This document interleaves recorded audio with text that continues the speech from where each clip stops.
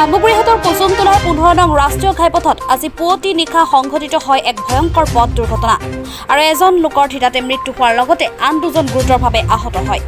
কুসুমতলাৰ 15 নং ৰাষ্ট্ৰীয় ঘাইপথৰ দ্বাদশ অসম আৰক্ষী বাহিনীৰ মুখ্য কাৰ্যালয়ৰ সন্মুখত তেজপুৰৰ দিশৰ পৰা বিশ্বনাথ চাৰিআলি অভিমুখে আহি থকা এখন ট্ৰাকৰ লগত বিপৰীত দিশৰ পৰা গৈ থকা এখন বালি কঢ়িওৱা ডাম্পাৰে মুখামুখিকৈ খুন্দা মৰাৰ ফলত এই দুৰ্ঘটনাটো সংঘটিত হয়।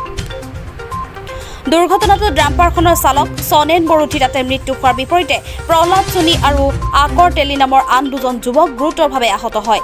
আহত দুজনক উত্তৰ জামুগুৰি চিকিৎসালয়ত প্ৰাথমিক চিকিৎসা প্ৰদান কৰাৰ পাছত উন্নত চিকিৎসাৰ বাবে বৰ্তমান তেজপুৰলৈ প্ৰেৰণ কৰা হৈছে।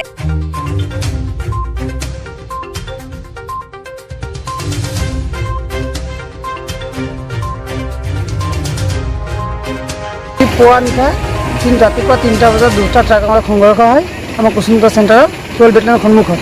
তাতে এজন ড্ৰাইভাৰ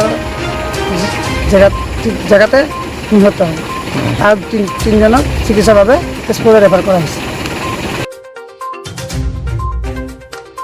জামুগুৰিহাটৰ পৰা চন্দন শৰ্মাৰ ৰিপৰ্ট, আছাম নিউজ।